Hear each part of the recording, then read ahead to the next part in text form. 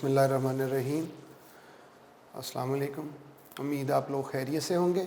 अभी हम चैप्टर 8 और 9 केमिकल इक्विलिब्रियम और सॉल्यूशन के टेस्ट की डिस्कशन करते हैं। Hint and solution chapter 8 9 book 1। पहला question, pH of acetic acid sodium acetate buffer having concentration of sodium acetate is 10 times lesser than acetic acid. pK acetic acid is equals to 4.74. तो question ये कि pH हमें बता दें। अगर ये conditions हैं, इन कंडीशंस के अंदर जो इसकी pH है वो हमने फाइंड करनी। तो बफर सोल्यूशन जो है, बफर सोल्यूशन की pH फाइंड करने के लिए जो इक्वेशन यूज़ होती है वो है हेंडरसन इक्वेशन। और हेंडरसन इक्वेशन होती है pH is equals to pKa plus log of salt over acid. जो वैल्यूज़ गिवन है वो इसमें पुट कर देते हैं। pKa गिवन है 4.74, एसिटिक एसिड और फॉर्मिक एसिड की pKa वैल्यू स्टूडेंट को ज़ुबानी भी याद होनी चाहिए। मतलब हम तो क्वेश्चन में प्रोवाइड कर देते हैं, ज़रूरी नहीं है। ऐसा भी हो सकता है कि इसके बगैर भी वो कर लें, क्योंकि बुक की एग्जांपल्स में ये pKa वैल्यू गिवन है। और सॉल्ट और एसिड में कंसंट्रेशन नहीं बताई, ये बताया कि सॉल्ट 10 टाइम लेस है। तो अगर एसिड को हम 1 मोल समझ लें तो 1 को 10 से डिवाइड कर दें तो सॉल्ट 0.1 बन गया। तो इसे सॉल्व कर लेते हैं। 4.74 है लॉग ऑफ -1, 3.74 हो गया। इसमें अगर ये सॉल्व किए बगैर भी हम कर सकते हैं। और उसमें ये याद रखना है कि जब भी सॉल्ट एसिड से कम होगा तो pH pKa से कम होगी। तो जो एसिड की pH है वो pKa से कम होगी। कितनी कम होगी? अगर सॉल्ट और एसिड में डिफरेंस 10 टाइम्स का है, 10 टाइम्स का, तो pH और pKa में डिफरेंस 1 यूनिट का होगा। यानी सॉल्ट अगर 10 टाइम लेस है एसिड से तो pH pKa से 1 यूनिट कम होगी। सॉल्ट और एसिड से अगर 100 टाइम लेस होता तो pH 2 यूनिट कम हो जाती, 2.74 हो जाती। 1000 टाइम लेस हो जाता तो 1.74 हो जाती। इस तरह से अगर सॉल्ट ज़्यादा हो जाता तो pH इतने यूनिट ज़्यादा होती जाती। Question number 2, the pKb value for aqueous ammonia is 5.2 at 25 degrees Celsius. What is pKa value for the ammonium salt at this temperature? इसमें pKa और pKb वैल्यूज़ को रिलेट किया गया है। अगर इसमें कोई कन्फ्यूजन हो सकती है तो अमोनिया और अमोनियम, देखिए अगर किसी में हाइड्रोजन आयन ऐड कर दें तो वो कॉन्जुगेट एसिड बन जाता है। अमोनिया में अगर हाइड्रोजन आयन ऐड कर देंगे अमोनियम बन जाएगा, वो कॉन्जुगेट एसिड है। और अमोनिया फिर कॉन्जुगेट बेस है। तो इस तरह से ये रिलेट किया, क्योंकि pKa और pKb ये रिलेट होते हैं। pKa किसी एसिड के लिए और pKb उस एसिड की कॉन्जुगेट बेस के लिए होता है। यानी ऐसा नहीं कि कोई एक एसिड और कोई दूसरी बेस है, नहीं। pK और pKb ये किसी एक एसिड और उसी एसिड की pKb वैल्यू के लिए है। तो ये अमोनिया और अमोनियम एक दूसरे के कॉन्जुगेट एसिड और बेस हैं। तो pKa और pKb एक दूसरे से रिलेटेड होते हैं कि ये pKw के इक्वल होते हैं। तो pKa और pKb का जो सम है वो 14 होता, क्योंकि pKw जो है वो 14 होता है और ये 14 25 पे होता है। और क्वेश्चन की स्टेटमेंट में उन्होंने कहा है कि 25 टेम्परेचर है। तो pKa और pKb का सम pKw और ये 14 होता है। अब pKb वैल्यू गिवन है 5.2, इसे हम सॉल्व कर लेंगे तो pKa वैल्यू 8.8 आ जाएगी। इसमें यही याद रखना है कि ये रिलेशनशिप कब यूज़ करना है, जब एक एसिड और उसी एसिड की कॉन्जुगेट बेस की बात कर रहे हो। Question 3, among the following hydroxide the one which has highest value of Ksp at room temperature. Ksp solubility product constant को कहते हैं। और ये जो solubility product constant है ये solubility के डायरेक्टली प्रोपोर्शनल होता है। जिसकी अगर कहीं solubility इंक्रीज़ करेगी तो Ksp भी इंक्रीज़ करेगी, solubility डिक्रीज़ करेगी तो Ksp की वैल्यू भी डिक्रीज़ करेगी। अब ये हाइड्रोक्साइड हैं जो ऑप्शन क्वेश्चन 3 की हैं, इनमें एल्कलाइन अर्थ मेटल के हाइड्रोक्साइड गिवन है, एल्कलाइन अर्थ मेटल के हाइड्रोक्साइड गिवन है। और ये जो एल्कलाइन अर्थ मेटल के हाइड्रोक्साइड गिवन है, तो ऑक्साइड हो या हाइड्रोक्साइड हो एल्कलाइन अर्थ मेटल के, इनकी सॉल्युबिलिटी डाउनवर्ड बेरिलियम से बेरियम तक जाते हुए इंक्रीज करती है। ऑक्साइड और हाइड्रोक्साइड की सॉल्युबिलिटी इंक्रीज करती है सेकेंड डे में डाउनवर्ड ग्रुप में, और कार्बोनेट और सल्फेट की सॉल्युबिलिटी डाउनवर्ड ग्रुप में डिक्रीज करती है सेकेंड डे के लिए। तो ये ओवरऑल समरी होगी कि सेकेंड डे ग्रुप अगर है, फर्स्ट डे का क्वेश्चन नहीं आएगा, सेकेंड डे से रिलेटेड हमेशा आएगा। फर्स्ट डे में आमतौर पे सब सॉल्युबल होते हैं, सेकेंड ए में ऑक्साइड और हाइड्रोक्साइड की सॉल्युबिलिटी डाउनवर्ड इंक्रीज करती है ऑक्साइड और हाइड्रोक्साइड में, और कार्बोनेट और सल्फेट में सॉल्युबिलिटी डिक्रीज करती है। तो अब आप ये तो हाइड्रोक्साइड थे, तो हाइड्रोक्साइड की सॉल्युबिलिटी चूंकि इंक्रीज करती है तो सबसे ज़्यादा सॉल्युबल बेरियम हुआ, और केएसपी और सॉल्युबिलिटी डायरेक्टली प्रोपोर्शनल है, तो जिसकी सॉल्युबिलिटी इंक्रीज करेगी उसकी केएसपी वैल्यू भी इंक्रीज करेगी। तो सबसे ज़्यादा केएसपी फिर बेरियम हाइड्रोक्साइड की होगी, beta. Reaction which is favoured at low pressure, कौन सा रिएक्शन है जो लो प्रेशर पे फेवर होगा? क्वेश्चन की सेंस कुछ इस तरह से है कि कौन सा रिएक्शन है जो फॉरवर्ड चलेगा लो प्रेशर पे, क्योंकि रिएक्शन आमतौर पे फॉरवर्ड में ही कंसिडर किए जाते हैं ना। मतलब इस क्वेश्चन को और वाजे भी करके स्टेटमेंट लिखी जा सकती है, लेकिन अगर इसी तरह से स्टेटमेंट आ जाए जिसमें आपको थोड़ी एम्बिग्विटी फील हो, तो इसको इस तरह से इंटरप्रेट करना है कि हमसे ये पूछ रहे हैं कि कौन सा रिएक्शन है जो लो प्रेशर पे फॉरवर्ड डायरेक्शन में फेवर होगा, फॉरवर्ड में मूव करेगा। तो अब ये सब गैसियस रिएक्टेंट प्रोडक्ट हैं, प्रेशर का इन पे इफेक्ट होगा, और प्रेशर कम करने से रिएक्शन उधर मूव करता है जिधर नंबर ऑफ मोल ज़्यादा हो। प्रेशर कम करने से रिएक्शन उधर मूव करता है जिधर नंबर ऑफ मोल जो हैं वो ज़्यादा हों। अब एक ही रिएक्शन है जिसमें रिएक्टेंट से प्रोडक्ट तक जाते हुए नंबर ऑफ मोल ज़्यादा हो रहे हैं, और वो चार्ली है, लिहाजा वो रिएक्शन फॉरवर्ड में जो है वो फेवर होगा। बीटा और डेल्टा में तो नंबर ऑफ मोल रिएक्टेंट और प्रोडक्ट के सेम है, वहाँ तो प्रेशर का फैक्ट ही नहीं होगा। और अल्फा में प्रेशर अगर कम करेंगे तो रिएक्शन बैकवर्ड चलेगा, क्योंकि रिएक्टेंट वाली साइड पे नंबर ऑफ मोल कम हो रहे हैं, और प्रेशर कम करने से कम मोल्स की तरफ, ज़्यादा मोल की तरफ चलता है। सॉरी, अल्फा में रिएक्टेंट वाली साइड पे मोल ज़्यादा हो रहे हैं, लिहाजा प्रेशर कम करने से रिएक्टेंट वाली साइड पे चल पड़ेगा, रिवर्स फेवर होगा। लेकिन जो रिएक्शन फॉरवर्ड में फेवर होगा वो चार्ली है, क्योंकि उसमें प्रेशर कम करने से ज़्यादा मोल की तरफ चलना है और प्रोडक्ट में ज़्यादा मोल हो रहे हैं। क्वेश्चन 5, किसकी पीएच सबसे ज़्यादा? पीएच ज़्यादा होने का मतलब है कौन सा सोल्यूशन बेसिक होगा, कंपैरेटिवली बेसिक होगा। तो एक ऐसा सोल्यूशन बेसिक होगा जो, ये हाइड्रोलिसिस है सॉल्ट की, तो सॉल्ट की जब हाइड्रोलिसिस करते हैं तो एक ऐसा सोल्यूशन बेसिक होता है जो वीक एसिड और स्ट्रॉन्ग बेस से बनता है। तो अल्फा जो है potassium acetate, acetic acid weak acid है, और पोटेशियम हाइड्रोक्साइड स्ट्रॉन्ग बेस है, लिहाजा ये एक वीक एसिड और स्ट्रॉन्ग बेस से मिलकर बन रहे हैं। तो जो स्ट्रॉन्ग होता है वो डोमिनेट करता है, लिहाजा इसका सोल्यूशन बेसिक होगा।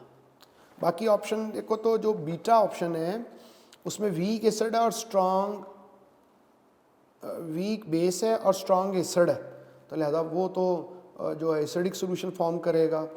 जो चार्ली है उसमें बेस स्ट्रॉन्ग है और उसमें एसिड वीक है, वो भी बेसिक होगा।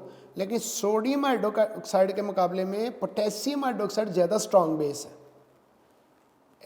चार्ली का भी सोल्यूशन बेसिक होगा क्योंकि वो स्ट्रॉन्ग बेस और वीक एसिड से मिलकर बना है सॉल्ट, लेकिन सोडियम हाइड्रोक्साइड लेस बेसिक होती है, पोटेशियम हाइड्रोक्साइड मोर बेसिक होती है, लिहाजा इसीलिए आंसर अल्फा है। ये हाईएस्ट पीएच पूछी है, यानी ज़्यादा बेसिक कौन है, और डेल्टा में दोनों एसिड और बेस वीक हैं। तो question number 6, when carbon dioxide is added into water then which is true? Carbon dioxide को जब वाटर में ऐड करते हैं तो कार्बोनिक एसिड बनता है, एसिड बनेगा हाइड्रोजन आयन बनेंगे, हाइड्रोजन आयन बनेंगे तो हाइड्रोजन आयन और पीएच इनवर्स होते हैं, हाइड्रोजन आयन ज़्यादा होंगे तो pH कम हो जाएगी, सोल्यूशन एसिडिक हो जाएगा, तो 6 का अल्फा हो जाएगा। 7 which one of the following is the conjugate base of hydrogen sulphide ion HSO3 negative. Conjugate base का तरीका है कि किसी में से H प्लस माइनस कर दें। HSO3 में से जब H प्लस माइनस करेंगे तो SO3 एक H कम हो गया, एक नेगेटिव चार्ज बढ़ गया। H प्लस माइनस करेंगे तो नेगेटिव चार्ज बढ़ेगा, तो SO3 -2 हो जाएगा। ये कॉन्जुगेट बेस जो है वो बन गई। अगर इसका कॉन्जुगेट एसिड बनाना होता तो फिर हम इसमें H प्लस ऐड कर देते, तो फिर ये सल्फ्यूरिक एसिड बन जाता। तो सल्फ्यूरिक एसिड HSO3 नेगेटिव का कॉन्जुगेट एसिड कहलाता। और ये जो SO3 -2 sulphide ion, T for toy, sulphide ion, तो ये HSO3 नेगेटिव का कॉन्जुगेट बेस है। तो ये 7 का चार्ली हो गया। क्वेश्चन 8 देखें, इक्विलिब्रियम से रिलेटेड है। इक्वेशन NO2 और 2NO + O2 में डिकम्पोज कर गया है। क्वेश्चन की स्टेटमेंट से पता चलता है कि NO2 के 2 मोल थे इनिशियल कंसंट्रेशन, और प्रोडक्ट इनिशियली 0 होते हैं।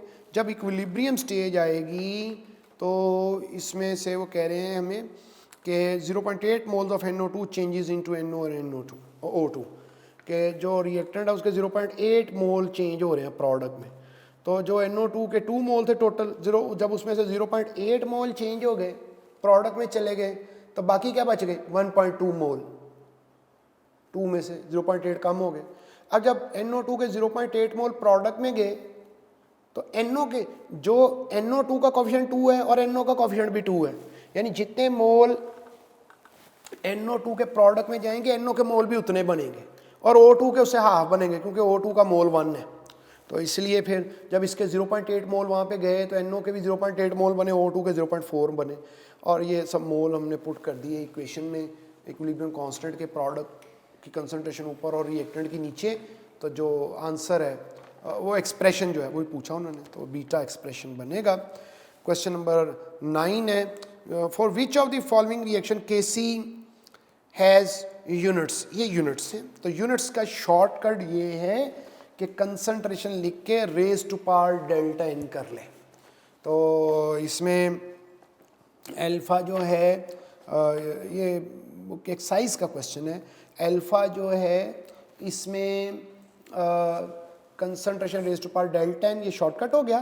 तो जो प्रोडक्ट के टोटल मोल है वो 2 है, अमोनिया 2 है, और नाइट्रोजन के 1 मोल और हाइड्रोजन के 3 मोल, तो वो 4 मोल है, 2 - 4।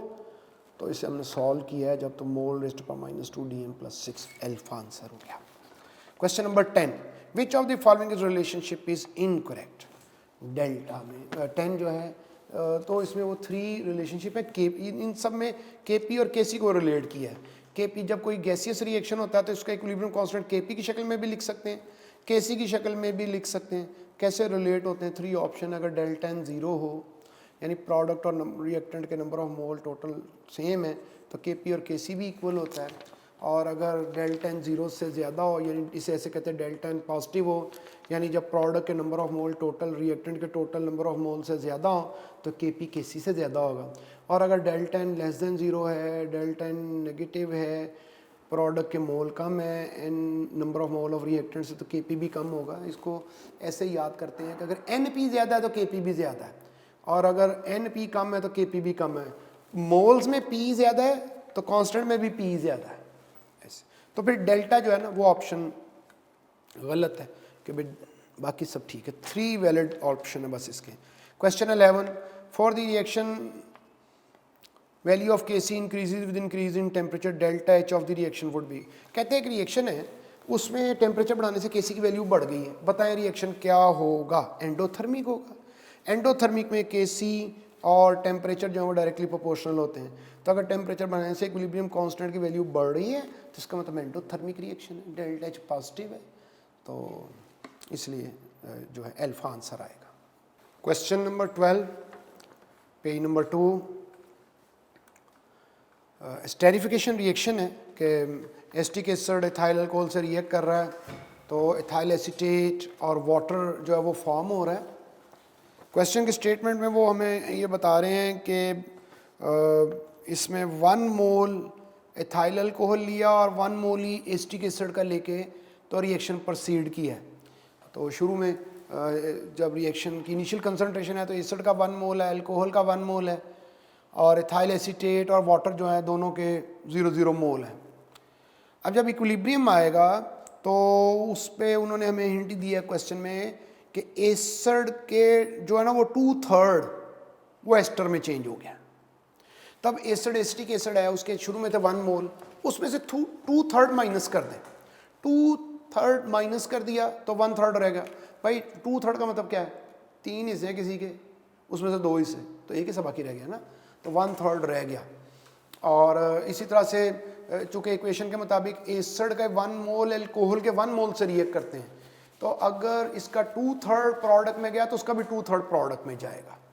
तो अगर एस्टर के 2/3 बने हैं तो वाटर के भी 2/3 बनेंगे। सबकी मोल रेशो जो 1 है, तो ये मोल रेशो से हमने अंदाज़ा कर लिया कि जितने मोल एसिड के कम हुए, अल्कोहल के भी उतने मोल कम होंगे, एस्टर के भी उतने मोल बनेंगे, वाटर के भी उतने मोल बनेंगे।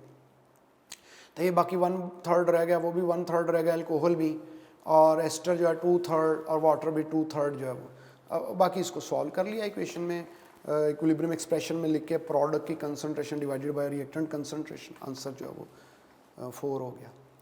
क्वेश्चन 13 रिएक्शन है, और इस रिएक्शन में रिएक्शन है when this system H2+I2 reversible reaction 2HI is in equilibrium at 44 degrees Celsius and 1 atmospheric pressure. Value of equilibrium constant Kp is 50. What is value of Kp at pressure 2 atmosphere at same temperature? देखिए temperature same है, pressure change हुआ, और कह रहे Kp की value को क्या होगा। Kp, Kc, Ka, Kb, Ksp, Kw, ये सब इक्विलिब्रियम कांस्टेंट जो हैं ये सिर्फ टेम्परेचर डिपेंडेंट होते हैं। इनकी वैल्यू अगर किसी से चेंज हो सकती है तो सिर्फ टेम्परेचर से चेंज हो सकती है, और किसी से इनकी वैल्यू चेंज ही नहीं हो सकती है। तो इसलिए चूँकि टेम्परेचर चेंज नहीं हुआ तो Kc की वैल्यू चूँकि 50 है तो Kp की वैल्यू भी 50 ही रहेगी। तो अगर टेम्परेचर चेंज होता तो फिर Kp चेंज होता। तो क्वेश्चन 14 pH फाइंड करनी है 0.5 मोलर सल्फ्यूरिक एसिड की। देखो इसमें 14 में किसी की भी pH या pOH फाइंड करनी हो, सबसे पहले उसकी आयनाइजेशन इक्वेशन लिखनी है, सबसे पहले आयनाइजेशन इक्वेशन लिखनी है बैलेंस्ड। सल्फ्यूरिक एसिड आयनाइज होगा, 2 मोल हाइड्रोजन आयन और 1 मोल सल्फेट आयन होंगे। सल्फ्यूरिक एसिड की कंसंट्रेशन है 0.5 मोलर, यानी 0.5 मोल पर dm³। हाइड्रोजन आयन इससे डबल मोल प्रोड्यूस होंगे, 2 × 0.5 मोलर, तो डबल हो गए 1 मोल हो गए। हमें हाइड्रोजन आयन चाहिए, सल्फ्यूरिक एसिड के मोल नहीं चाहिए। हाइड्रोजन आयन हो गए 1 मोल पर dm³। अब pH होती है negative log of hydrogen ion, तो नेगेटिव लॉग ऑफ 1, तो ये 0 हो गया, तो क्यों लॉग ऑफ 1 0 होता है। Question 15 the equilibrium expression for a reaction is Kc is equals to x square divided by V into a minus x. What is true for this reaction? देखें इसमें अब इक्वेशन हमारे सामने नहीं है, ये भी नहीं हमें मालूम कि रिएक्शन ये कौन सा है। इस तरह का एक्सप्रेशन अगर हमारे सामने लिखा हो इक्विलिब्रियम कांस्टेंट एक्सप्रेशन, तो इसमें अगर वॉल्यूम डिनोमिनेटर में आएगा, अगर वॉल्यूम जो है वो डिनोमिनेटर में आएगा, तो वॉल्यूम डिनोमिनेटर में आए इक्विलिब्रियम एक्सप्रेशन के अंदर, ये तब ही मुमकिन है अगर प्रोडक्ट के टोटल मोल रिएक्टेंट के टोटल मोल से ज़्यादा है उस रिएक्शन के अंदर।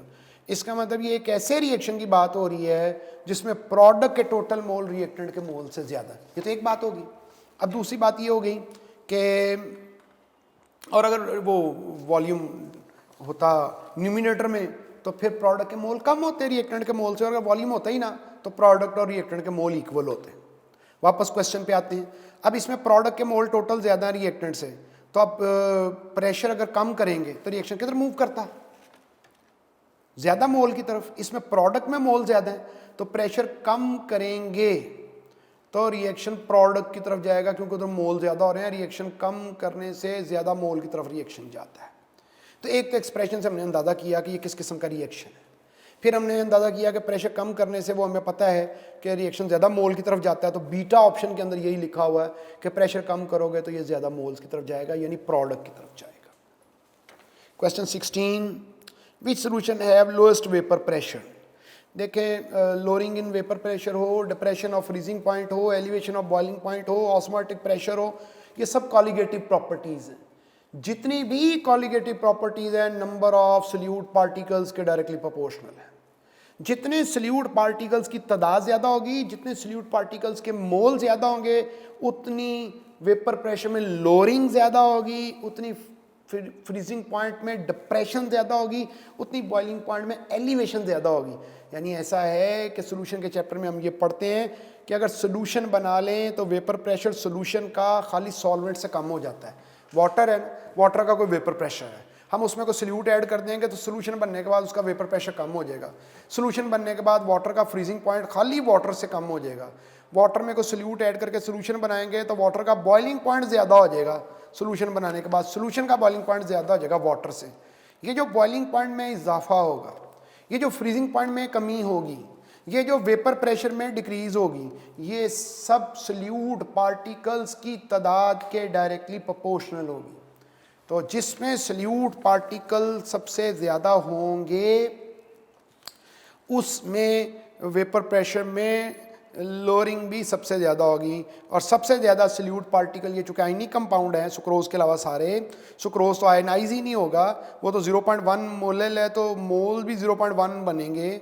बाकी एल्यूमिनियम क्लोराइड जब आयनाइज होगा तो सल्यूट पार्टिकल 4 टाइम हो जाएंगे, एक पॉजिटिव आयन बनेगा एल्यूमिनियम और 3 मोल क्लोराइड आयन बनेंगे। इसमें मोल्स जो हैं सल्यूट के सबसे ज़्यादा है, पार्टिकल की तादाद सबसे ज़्यादा है, इसमें लोअरिंग ऑफ वेपर प्रेशर सबसे ज़्यादा होगी। 17 question, which of the following pair does not form ideal solution. Ideal solution की एक कंडीशन ये है कि आइडियल सोल्यूशन उसे बोलते हैं जिसमें जब 2 लिक्विड्स को या सल्यूट और सॉल्वेंट को मिक्स करते हैं तो फोर्सेस ऑफ अट्रैक्शन में ज़्यादा फ़र्क नहीं पड़े। आइडियली तो बिल्कुल नहीं पड़ना चाहिए, तो जितना फोर्सेस ऑफ अट्रैक्शन में फ़र्क आ जाएगा सल्यूट और सॉल्वेंट या 2 लिक्विड्स के मिक्स होने के बाद, उतना सोल्यूशन नॉन आइडियल हो जाएगा। अगर इसकी ऑप्शन देखें तो अल्फा, बीटा और चार्ली में सारे अल्काइल हैलाइड हैं, सेम फैमिली है, और अल्काइल हैलाइड की आपस में डाइपोल डाइपोल फोर्सेस होती हैं। डेल्टा में अल्काइल हैलाइड को अल्कोहल से मिक्स किया है, अल्काइल हैलाइड में डाइपोल डाइपोल फोर्सेस होती हैं, अल्कोहल में हाइड्रोजन बॉन्डिंग होती है। यहाँ फोर्सेस की नेचर चेंज हो गई है, इस वजह से ये नॉन आइडियल होगा, ये आइडियल नहीं होगा, बाकी आइडियल के करीब होंगे। 18 क्वेश्चन नंबर 18 में कहते हैं depression of freezing point equi molal aqueous solution है HCl कॉपर सल्फेट और K2SO4, कहते हैं इनके रेशो क्या होगी इनके फ्रीजिंग पॉइंट में कमी की। जो इनके पार्टिकल, जो इनके मोल में रेशो होगी वही इनके फ्रीजिंग पॉइंट में रेशो होगी। तो HCl जब आयनाइज होता है तो 2 मोल पार्टिकल्स बनेंगे, कॉपर सल्फेट में भी 2 मोल बनेंगे, और अगर आप देखें तो पोटेशियम सल्फेट में जब वो आयनाइज होगा तो पार्टिकल 3 मोल बनेंगे।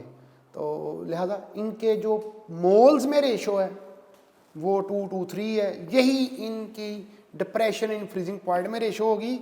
इनकी हर colligative property, elevation of boiling point, depression of freezing point, lowering of vapour pressure, इनमें यही रेशो होगी। 19 aqueous solution of glucose C6H12O6 boils at 100.52 degree Celsius, the solution contains. तो देखें ये जो वाटर में एक्वस मतलब वाटर में ग्लूकोज ऐड किया है, सोल्यूशन बना है, बॉइलिंग पॉइंट बढ़ गया। अब ये वाटर का बॉइलिंग पॉइंट है 100, वाटर का बॉइलिंग पॉइंट बढ़ गया 0.52। 0.52 वाटर के लिए Kb की वैल्यू 0.52 डिग्री सेल्सियस पर molality, M small M molality है तो मीटर नहीं है, तो इसका मतलब अगर 1 मोलैलिटी का सोल्यूशन होगा तो 0.52 डिग्री सेल्सियस टेम्परेचर इंक्रीज करेगा वाटर के केस में। यानी 1 किलोग्राम वाटर में, और 1 मोलैलिटी का सोल्यूशन कब होगा जब 1 किलोग्राम सॉल्वेंट में 1 मोल सल्यूट ऐड करेंगे, और ग्लूकोज के 1 मोल का मतलब है 180 ग्राम। तो अगर ग्लूकोज का 180 ग्राम 1 किलोग्राम वाटर में ऐड करेंगे तो 180 ग्राम का मतलब है 1 किलोग्राम वाटर में ऐड करेंगे तो इसकी मोलैलिटी 1 बनेगी और तब इसके बॉइलिंग पॉइंट में 0.52 डिग्री का इंक्रीज होगा, तो इसलिए अल्फा आंसर बनेगा, क्योंकि उसके रिजल्ट में उतने उस कंपोजिशन के सॉल्यूशन की मोलैलिटी 1 बनती है। Question number 20, a solution containing 180 gram of urea in 1 kilogram of water, कहता है बॉइलिंग पॉइंट बता दे। अब देखो वाटर है, यूरिया के 180 ग्राम है, यूरिया के 180 ग्राम है, यूरिया का मोलर में 60 होता है, इसका मतलब ये 180 ग्राम का मतलब है 3 मोल यूरिया। अब 3 मोल यूरिया 1 किलोग्राम वाटर में ऐड किया है, 3 मोल यूरिया 1 किलोग्राम वाटर में ऐड किया है, इसका मतलब ये है 1 मोल के लिए, इसका मतलब सोल्यूशन की मोलैलिटी 3 है, तो 1 मोलैलिटी का सोल्यूशन होता तो बॉइलिंग पॉइंट में इंक्रीज होती 0.52 की। अब ये 3 मोलैलिटी का सोल्यूशन है तो बॉइलिंग पॉइंट में जो इंक्रीज है 0.52 का 3 टाइम हो गई, तो 1.56 बनेगी, लिहाजा ये डेल्टा ऑप्शन बनेगा 101.56 degree Celsius. For a dilute solution, question 21, containing non-volatile solute, elevation of boiling point is given by the expression। Formula है जिससे मोलर मैस फाइंड करते हैं by elevation of boiling point, तो इसमें बीटा करेक्ट है, alpha तो formula incomplete है, 1000 लगना चाहिए साथ। जो चार्ली है उसमें ऊपर न्यूमिनेटर में के एफ लिखा है, नीचे डेल्टा टी बी लिखा है, के एफ के को डिवाइड डेल्टा टी एफ से होना चाहिए था, इस तरह से डेल्टा जो है उसमें के एफ को डेल्टा टी बी से डिवाइड किया, 1000 भी नहीं लिखा, करेक्ट फार्मूला बीटा है। 22, which solution have highest concentration of solute at 25 degree Celsius. 4 solution है, सोडियम हाइड्रोक्साइड के हैं 4, 2 हैं 0.1 मोलैलिटी और मोलैरिटी के, और एक है 1 मोलर और 1 मोलर। देखो 0.1 मोलैरिटी या मोलैलिटी का मतलब है कि 0.1 मोल सल्यूट है, और 1 मोलर का मतलब है 1 मोल सल्यूट है। एक तो 1 मोलर जो है ना वो 1 मोलर से उसमें सल्यूट ज़्यादा है तो वो ज़्यादा कंसनट्रेटेड है। अब कंपैरिजन करना है कि 1 मोलैरिटी से या 1 मोलैलिटी से सॉल्यूशन बनाएं तो कौन ज़्यादा कंसनट्रेटेड होगा, तो जो मोलैरिटी वाला सॉल्यूशन होता है मोलैलिटी वाले सॉल्यूशन से कंसनट्रेटेड होता है, क्योंकि मोलैलिटी वाले सॉल्यूशन में सॉल्वेंट ज़्यादा होता है, उसमें 1 मोल 1 किलोग्राम वाटर में होता है, यहाँ सल्यूट और सॉल्वेंट मिल के 1 किलोग्राम या 1 DM³ बनते हैं। तो पहले तो 1 मोलर 0.1 मोलर से कंसनट्रेटेड है, फिर 1 मोलर 1 मोलर से कंसनट्रेटेड है, इसमें सॉल्वेंट कम होता है। क्वेश्चन 23, हीट ऑफ हाइड्रेशन पूछ रहे हैं, तो क्वेश्चन 23 जो हाइड्रेशन एनर्जी है जिसे हीट ऑफ हाइड्रेशन भी कहते हैं वो चार्ज डेंसिटी की डायरेक्टली प्रोपोर्शनल होती है। हाइड्रेशन एनर्जी चार्ज डेंसिटी क्या होती है, चार्ज ओवर साइज, जितना किसी आयन पे चार्ज ज़्यादा होगा, जितना किसी का साइज कम होगा, उतनी हाइड्रेशन एनर्जी ज़्यादा होगी। तो इसमें जितनी ऑप्शन गिवन, इसमें अल्फ़ा को अगर देखें तो अल्फ़ा में चार्ज सबसे ज़्यादा है और साइज सबसे कम है, लिहाजा उसकी वाटर के साथ अट्रैक्शन सबसे ज़्यादा होगी और उसकी हाइड्रेशन एनर्जी भी सबसे ज़्यादा होगी। क्वेश्चन 24 है, हमें मोलैरिटी फाइंड करनी है। मोलैरिटी का फार्मूला होता है mass of solute in grams over molar mass into 1 over volume of solution in DM³। Solution की मैस 1.5 ग्राम है, यूरिया का मोलर मैस 60 है और वॉल्यूम सॉल्यूशन का 600 cm³ है, और 600 cm³ हमें चूँकि वॉल्यूम वहाँ पे DM³ में लिखना है तो इसको DM³ में चेंज किया है, सॉल्व किया है, तो ये आंसर जो है वो 0.046 बन जाएगा।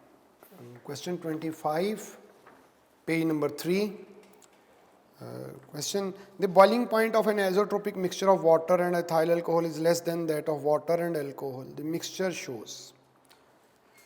देखिए जब हम वाटर और अल्कोहल को मिक्स करते हैं या कोई भी 2 लिक्विड मिक्स करें तो एज़ोट्रोपिक मिक्सचर होता है कि जो नॉन आइडियल सोल्यूशन में होता है, तो इसमें 2 ऑप्शन होती हैं, या तो पॉजिटिव डेविएशन होती है या नेगेटिव डेविएशन। अगर लिक्विड्स को मिक्स करने से फोर्स ऑफ अट्रैक्शन डिक्रीज कर जाए, फोर्स ऑफ अट्रैक्शन डिक्रीज कर जाए तो ये पॉजिटिव डेविएशन कहलाती है। और अगर पॉजिटिव डेविएशन में चूँकि फोर्स ऑफ अट्रैक्शन डिक्रीज कर जाती तो बॉइलिंग पॉइंट भी डिक्रीज कर जाता, क्योंकि boiling point forces of attraction के डायरेक्टली प्रोपोर्शनल होता है। और अगर फोर्स ऑफ अट्रैक्शन डिक्रीज कर गई है तो जो मालिक्यूल्स हमने लिक्विड के मिलाए हैं, अट्रैक्शन डिक्रीज होने से मालिक्यूल दूर हो जाएंगे, वॉल्यूम इंक्रीज कर जाएगा। और फोर्स ऑफ अट्रैक्शन चूँकि डिक्रीज कर गई है तो मालिक्यूल आसानी से वेपर में जाएंगे, तो वेपर प्रेशर इंक्रीज कर जाएगा। और जब भी कहीं फोर्स ऑफ अट्रैक्शन डिक्रीज करते हैं तो डेल्टा एच पॉजिटिव होती है। तो जब कहीं हमें ये पॉजिटिव डेविएशन हो तो ये उससे रिलेटेड है। अगर नेगेटिव डेविएशन हो वो तब होती है जब किसी में फोर्स ऑफ अट्रैक्शन इंक्रीज कर जाए, तो वो इसके सब इन्वर्ट हो जाएंगे। तो अब यहाँ पे अल्कोहल और वाटर जो है ये पॉजिटिव डेविएशन की एग्जांपल है। और पॉजिटिव डेविएशन अगर होगी तो पॉजिटिव डेविएशन जो है ना, इसमें चूँकि ये कहा कि बॉइलिंग पॉइंट कम हो गया और बॉइलिंग पॉइंट कम हो गया, इसमें कोई एक बात बता के दूसरी बात हमसे पूछ लेते हैं। वो कहें बॉइलिंग पॉइंट कम हुआ है, डेविएशन कौन सी पॉजिटिव, वो कहें ये पॉजिटिव डेविएशन है, बताओ वॉल्यूम को क्या होगा, प्रेशर को क्या होगा, इंटरमॉलिक्यूलर फोर्सेस को क्या होगा। तो ये सब बातें आपस में रिलेटेड है। इसको इस तरह से देखिएगा। नेगेटिव डेविएशन के लिए इन सबको उलट कर दीजिएगा। नेगेटिव डेविएशन में फोर्स ऑफ अट्रैक्शन बढ़ जाती है और ये सब चीज़ें उसी ऑर्डर में चेंज हो जाती हैं। जो इधर इंक्रीज हो रही है वो उधर डिक्रीज कर दीजिएगा, and vice versa. 26 which of the following is correct solution showing positive deviation from Raoult's law. देखो एक और वही प्रैक्टिस हो जाएगी कि पॉजिटिव डेविएशन में डेल्टा वी यानी चेंज इन वॉल्यूम पॉजिटिव हो जाएगा, यानी वॉल्यूम इंक्रीज कर जाएगा, और डेल्टा एच पॉजिटिव हो जाएगा, अल्फा हो जाएगा।